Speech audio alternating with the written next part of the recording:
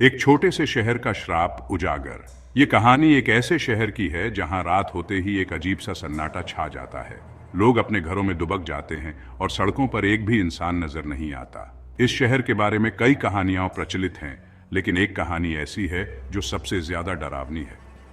इस खौफनाक कहानी के बारे में ज्यादा लोग क्यों नहीं बात कर रहे? शायद इसलिए क्योंकि यह कहानी सच है और लोग इसे याद करके भी कांप उठते हैं। इस शहर में एक ऐसा रहस्य छुपा है जिसे जानने की हिम्मत बहुत कम लोग कर पाते हैं। एक अंधेरी सुनसान सड़क पर मनीष अकेला गाड़ी चला रहा है। वह इस शहर के रहस्य को जानने के लिए आया है, लेकिन उसे नहीं पता कि वह किस मुसीबत में फंसने वाला है। उसकी गाड़ी की हेडलाइट्स केवल कुछ ही दूरी तक रोशनी कर पा रही हैं और चारों ओर घना अंधेरा है। तभी उसकी फोन की घंटी बजती है, सन्नाटे को तोड़ती हुई। ये फोन कॉल उसकी जिंदगी बदलने वाली है, लेकिन उसे अभी इसका अंदाजा नहीं है। हाँ, मैं लगभग वहां पहुंच ही गया हूँ।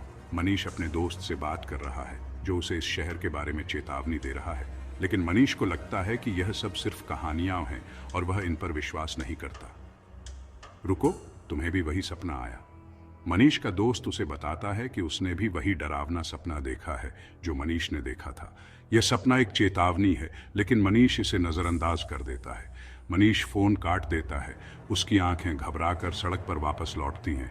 उसे अब थोड़ा डर लगने लगा है, लेकिन वह अपने सफर को जारी रखता है। अचानक कार का रेडियो एक अजीब आवाज के साथ बजने लगता है। यह आवाज बहुत ही डरावनी है और मनीष को समझ नहीं आता कि यह कैसे हो रहा है।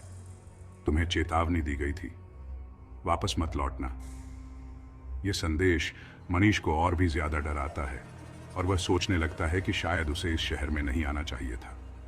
घबराकर मनीष रेडियो बंद करने की कोशिश करता है, लेकिन वह बंद नहीं होता। रेडियो की आवाज और भी तेज हो जाती है और मनीष को समझ नहीं आता कि वह क्या करे। अपनी आंख के कोने से उसे सड़क के किनारे एक सफेद साड़ी में एक महिला का धुंधला सा दिखाई देता है। यह दृश्य बहुत ही डरावना है और मनीष की धड़कनें तेज हो जाती हैं। कार अचानक रुक जाती है। मनीष को समझ नहीं आता कि यह कैसे हुआ और वह कार से बाहर निकलता है। मनीष जांच करने के लिए बाहर निकलता है।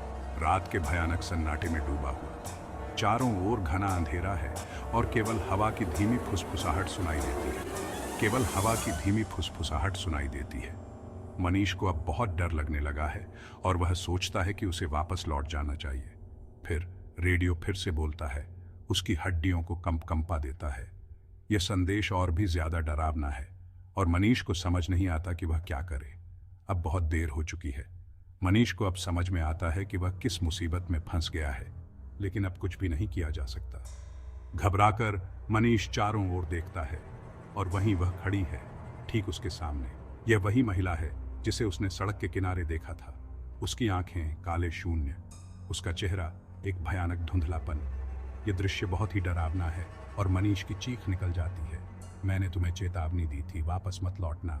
यह संदेश मनीष को और भी ज्यादा डराता है और वह समझ नहीं पाता कि वह क्या करे। मनीष की चीख रात के सन्नाटे में गूंजती है और स्क्रीन काली हो जाती है। यह चीख बहुत ही डरावनी है और इसे सुनकर किसी की भी रूह कांप उठे। अगली सुबह एक पुलिस कार उसी जगह रुकती है। पुलिस को इस जगह के बारे में कई शिकायतें मिली हैं और वे जांच करने आए हैं। अधिकारी मनीष की कार में झांकते हैं, उसे बेजान पाते हैं। उसकी आंखें खुली हुई हैं, चेहरा दहशत से ऐंठा हुआ है। यह दृश्य बहुत ही डरावना है और पुलिस को समझ नहीं आता कि यह कैसे हुआ।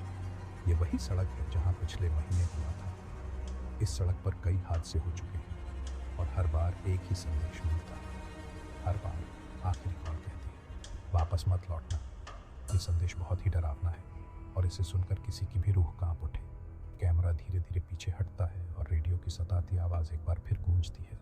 आखिरी चेतावनी। ये कहानी एक चेतावनी है उन सभी के लिए जो इस शहर के रहस्य को जानने की कोशिश करते हैं। ये शहर अपने रहस्यों को छुपाए रखना चाहता है और जो भी इसे जानने की कोशिश करता है उसे इसकी कीमत चुकानी पड़ती है।